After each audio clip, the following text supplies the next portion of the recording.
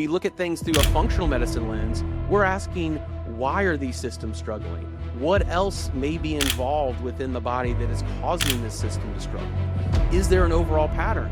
That's really what needs to happen to optimize health, is you have to start thinking holistically on body systems and the neurological system. Physicians in the allopathic model are really looking at things through the lens of crisis care. I've been dismissed. This is not all in my head. I know I do not feel the way that I should. The Neurotrition Podcast is sponsored by North Florida Spine and Wellness and produced by Jumine Delmas Studios. Hi, everyone. Welcome back to another episode of the Neurotrition Podcast. I'm your host, Dr. Z, and have you ever been told that your blood work is normal, but you still feel exhausted, foggy, anxious, inflamed, or just off? Well, that is exactly what this episode is going to be about. So if you like this kind of content, don't forget to hit like and subscribe and leave us a comment if there's another more specific topic you'd like us to break down. Today, we're going to be talking about why your blood work is labeled normal, but you just keep getting stuck with your health and you want to get down to some bigger answers. So before we get into it, I think the first thing we need to talk about is, where do these normal lab ranges come from? Well, let's start with a little known truth. These ranges you see on your lab results have nothing to do with what is healthy. They are based on the averages of the population. And the problem with that, especially in America, is a high percentage of Americans have at least one chronic disease. In fact, that number is about 60%. So if you are basing your values of normal ranges on the population, really all you're getting is normalization of poor health and dysfunction. Okay, let's look at a great example on how we can look at labs a little differently. This is a patient that we did a functional report on, and we see not only the normal lab ranges that flag things that are out of normal, but we see suboptimal ranges that can sometimes tell us specific things are going on, or we look for certain patterns of out of optimal range that can tell us about dysfunction. So I was talking about thyroid earlier, and there's some other things we can address on this patient. But if we go down to thyroid function, this is a great example of where people get missed. So let's look at her TSH, and this is actually better than it used to be on her. Her TSH is 2.31. If you go to your endocrinologist or your medical doctor, they're usually just going to test that, and they're going to think that your thyroid is humming just fine. Well, thyroid, TSH is going to tell the thyroid hormone to then produce something called T4. Now, if you have autoimmune thyroid like Hashimoto's or thyroid dysfunction in general, this person does have autoimmune thyroid, as we can see here. That T4 is what the thyroid itself is going to produce, and is also what the medication is going to replace. That is your Synthroid or levothyroxine. And when that hormone gets in your body, it then has to be converted into something called T3.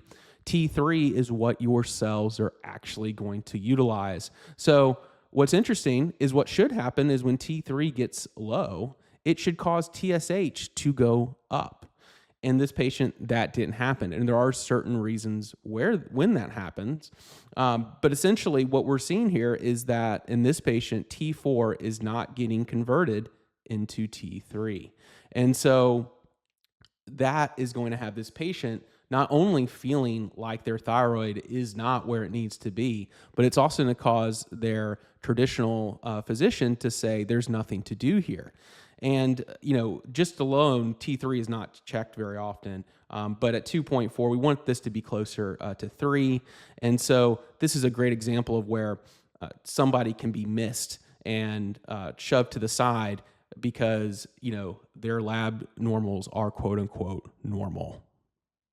The next thing we want to talk about is optimal versus pathological.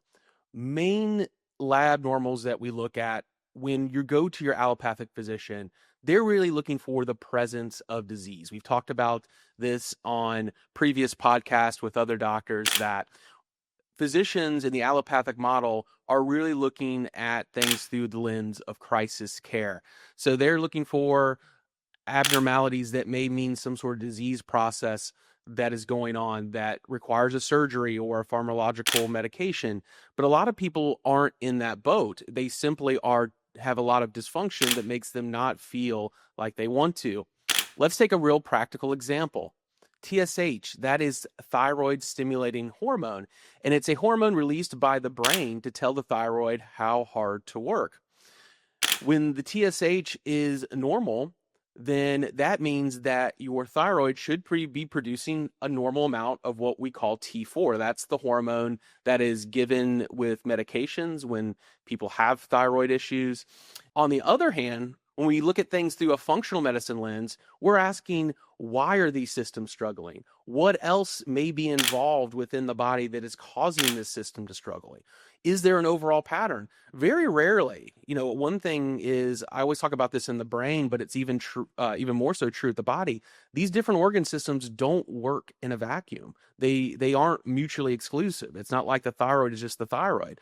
A lot of times I see thyroid issues, but it's really linked to an adrenal issues. The patients had a lot of stress, so they're pumping out cortisol like crazy, and that's blocking how their hormones are being processed and how they're getting into the cell.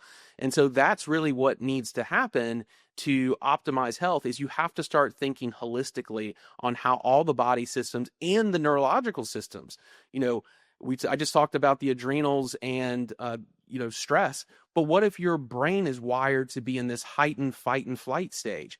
Then you're going to naturally pump out all of this extra cortisol. That's going to, then you tie that into just additional stress. Now you've got a compounded problem where the brain and your environment is now creating this extra issue. So all of these things have to be considered.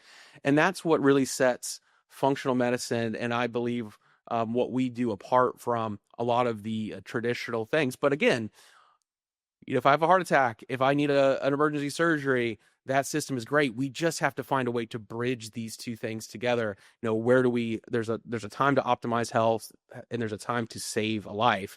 And I think those two systems can coexist.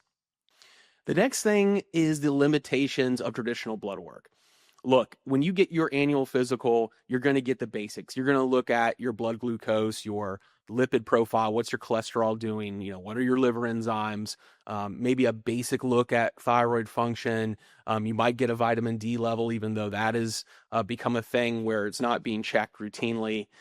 And it's all because it's basically designed to be what is approved by your insurance company. And that's really the truth of it. I run into that often. I'll say, hey, see if your doctor will run this. And they run into it because, well, your insurance isn't going to approve that.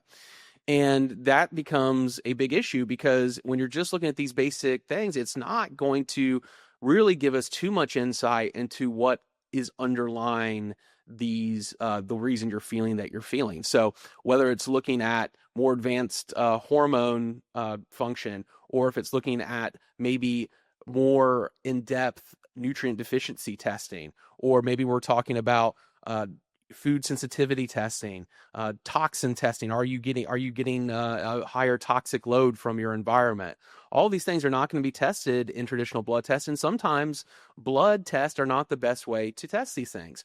For hormones, I find urine and saliva to be a lot more effective as far as looking at overall hormone function, for instance. Or certain toxins we're going to find better in urine, or certain other metabolites we might see better in different forms of testing. Stool testing, for instance. If I want to look at your microflora, are your good bacteria balanced out with bad bacteria and maybe yeast or parasites? And that's a stool test. So blood test is limited to uncovering what is going on in your body. And sometimes we have to do untraditional labs just in general to get to really the root cause.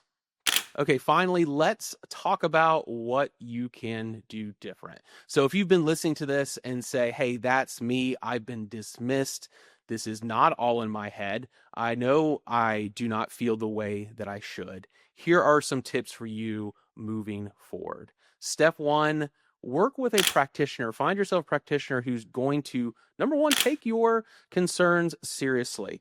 Even if they are not sure what to do, that happens with me. Sometimes I get a patient where their certain situation, I'm not 100% sure what the next step is. So having someone who's even willing to say, let me find out what might be best for you, because what they're presenting with may not be in their wheelhouse, but their desire to try to point you in the right direction is a really good sign. Step two, ask for comprehensive testing. Ask for things that are outside of that scope of what your insurance covers. You can pay cash for certain labs that your insurance company won't pay for. And a lot of times it's very inexpensive for a lot of these tests. So don't be afraid to ask that.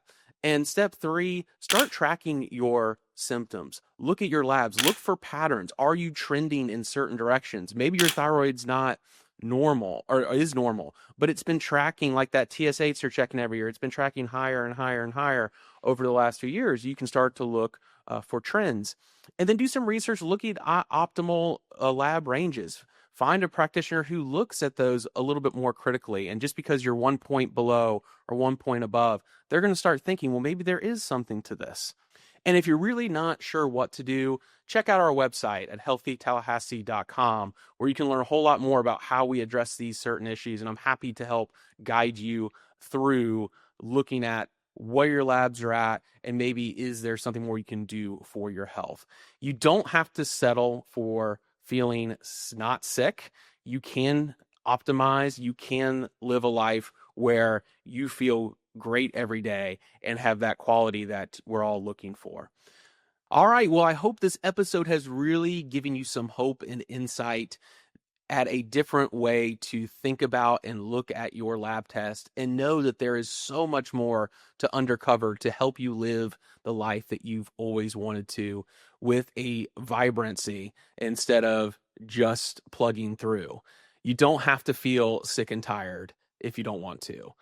So again, don't forget to hit like or subscribe and follow us at Neurotrition Podcast on Instagram, Facebook, TikTok, and YouTube.